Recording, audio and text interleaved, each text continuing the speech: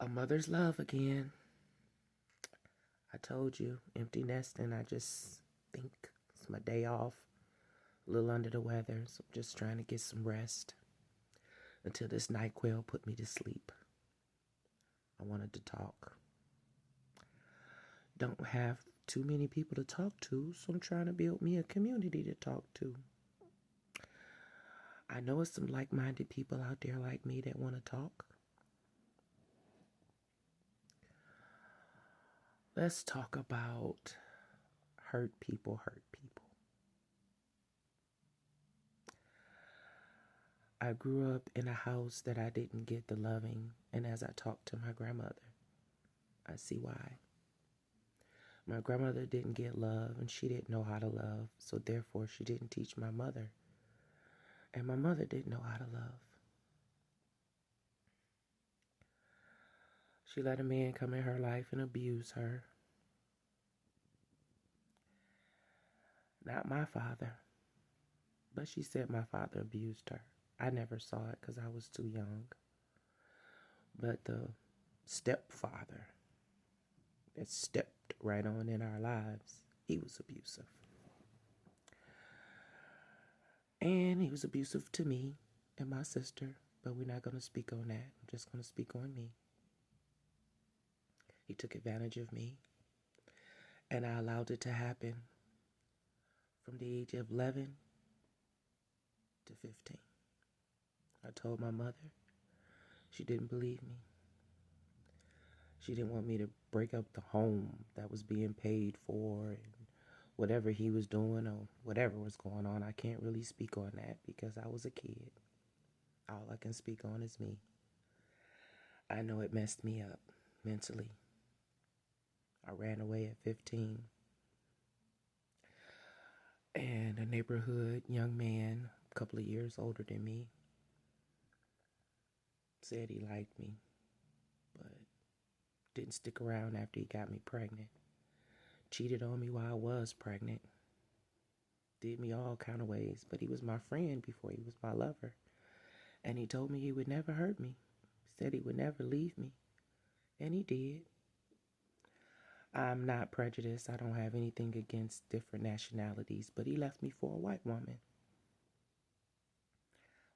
What this white woman had, I don't know. What she did for him, I don't know. But I had his kid. But that wasn't enough to keep him. He knew that I was hurt. He knew my story and what I had been through. But he left me there. So that was the beginning. No, that wasn't the beginning. I was already in a traumatic situation from being molested. So I go out. So I never got fixed from being molested. And I go out and have a baby at age 18. He leaves me. I never get fixed from that.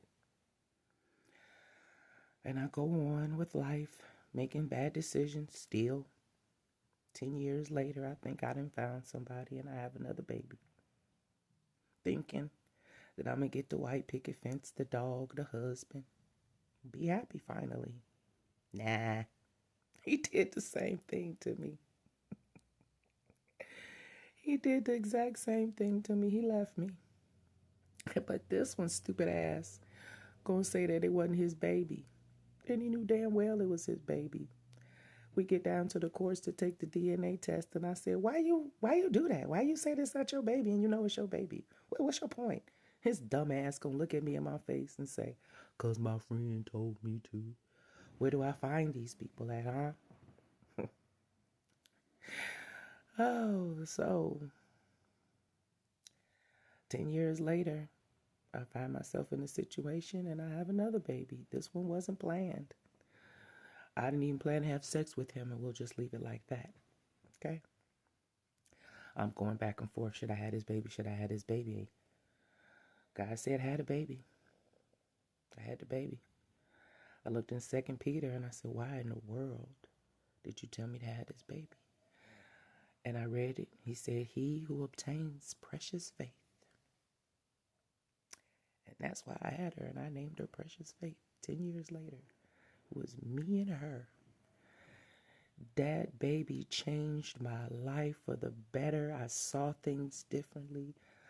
I healed. Oh my God, I was still messed up. And in the long run, as her being so attached to me, I messed her up. I messed her mental up. She hurt. She hurt so bad. And I didn't realize it was my fault because I was hurt. Whew. And I just say this and share this because I know I am not the only person out here. And if I'm going to be an empty nester, hell, we going to do this together. So I'm going to build me a community and we going to stick together and we going to pull each other up because I got a lot of energy and I got a lot of things to share to build another woman up. Oh, we going to cry. And I'm just a big crybaby. But I'm a strong ass woman. Don't you try to play me. What they say, don't you sleep on me. I'm a strong woman, but I am a crybaby. But 3 kids, 10 years apart, and just now being an empty nester at age 54, I feel like I'm right back that 11-year-old. Anybody know where I'm coming from? I feel like that 11-year-old all over again, laying here crying. Oh my God.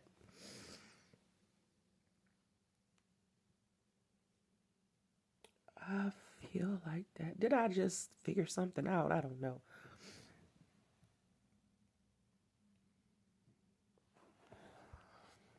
But I love my kids. I got 3 kids.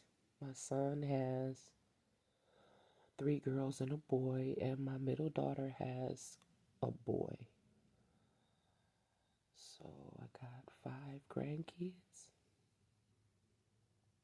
I don't see them because they make me feel like I'm a bad parent and I don't deserve to see my grandkids. And it hurts because I did nothing but try my best. But I was hurt. I didn't know any better. And I brought these kids into this world, and now they got this impression of this horrible mother because they have told me nothing different or showed me nothing different.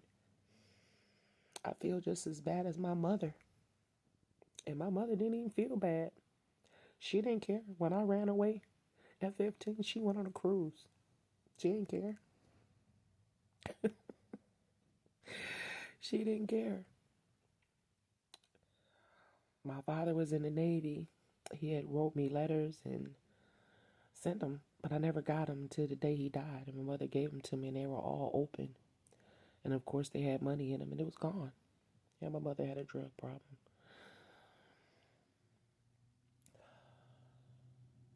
But he wrote me letters, and he told me he was coming.